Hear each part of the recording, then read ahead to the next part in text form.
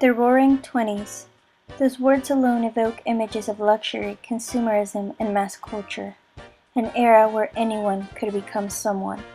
However, for the most part of history, those privileges were only granted to men.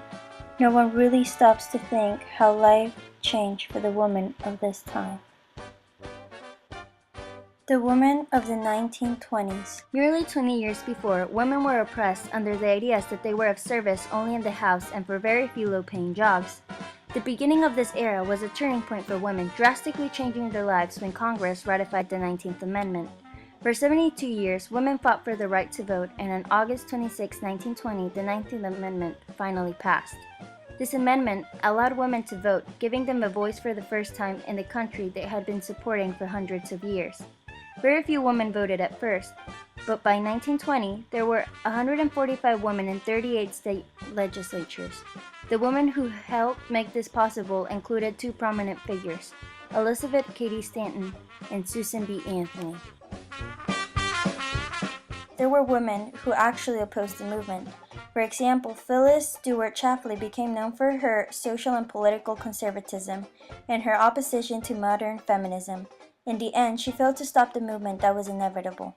Discrimination based on gender was declared illegal in the United States in 1978, but that did not keep her or her supporters from wanting to oppose the Equal Rights Amendment. We find as we look into the matter that ERA won't give women anything which they haven't already got or have a way of getting. But on the other hand, it will take away from women some of the most important rights and benefits and exemptions we now have. What would be an example of that? Well, a great glaring example on which there's full agreement between both the proponents and the opponents is the matter of the draft.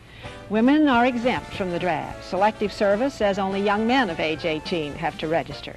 But the Equal Rights Amendment will positively make women subject to the draft and on an equal basis with men. Nor could you have a system whereby the women would get all the nice, easy desk jobs and the men get all the fighting jobs. It would have to be equal across the board, in combat, on warships, and all up and down the line. Sadly, despite the drastic changes that it caused in history, many women today do not understand or remember the significance of the era. What do you know about the 1920s in relation to women? I think women were not out in the public as much then.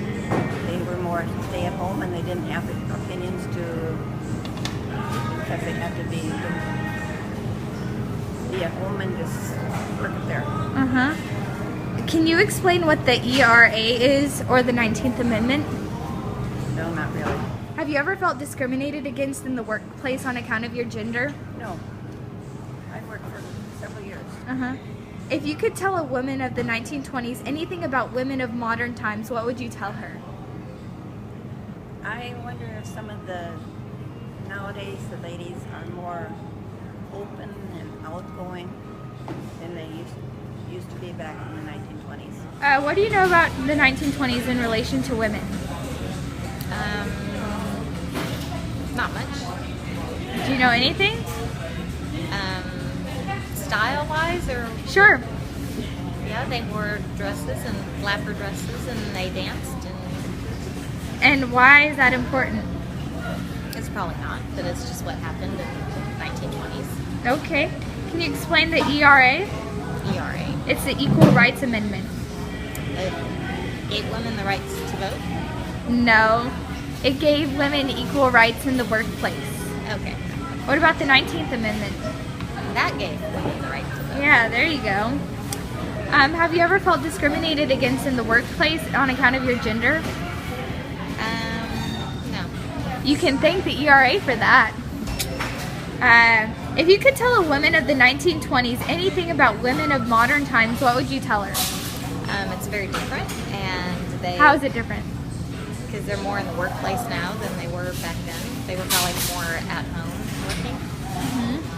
Is that all you would tell her? The pay is probably a lot better than it was back then. Yeah. As noted in the interview, it was a new group of women who became known as flappers, who truly brought attention to women of the era, which is why they are the ones who are remembered. This group of women accompanied the movements for equality and women's rights that began to make way during the 1920s. It was comprised of women who went against the traditional perception of women. They drank, smoked, cursed, often had short hair, and were generally less inhibited in their sexual interactions. All of this was an effort to eliminate the double standards that women faced in society. Although this movement caused enough controversy to remain a pivotal point in history, only a small percentage of the female population actually adopted the trend. However, it was so scandalous that some people even saw it as the moral decay of society, and they wanted to go back to conservatism. Another reason for that was that due to the newly gained freedom, women began to rise for different causes. Among those was Margaret Sanger, who was concerned about women who lacked knowledge of contraception. As a result, an increase in birth control devices and their availability also aided women in moving away from the traditional practices of having many children. The increasing availability of family planning services and supplies resulted in more women delaying marriage, graduating from higher education at higher rates, and entering into more professional occupations. According to the Guttmacher Institute, in the 1960s and 1970s, contraception was a pivotal factor in women investing in their education.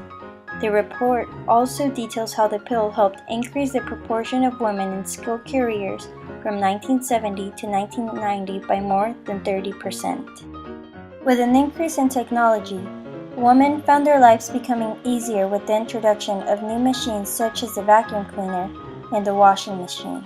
At first glance, they were merely another way to make women of the time fit the stereotype of what a woman should be like.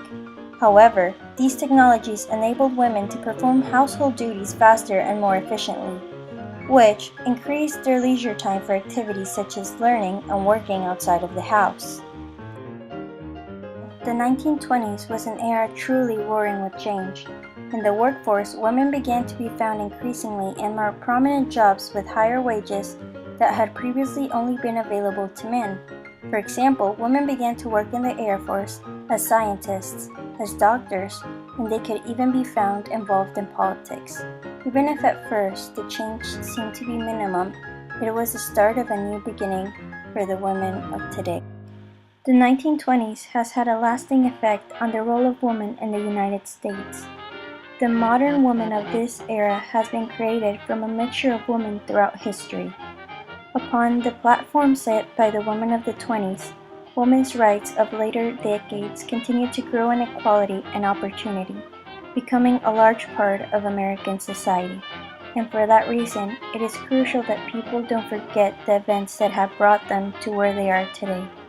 It is thanks to the women in the past that the women of today can have a better tomorrow.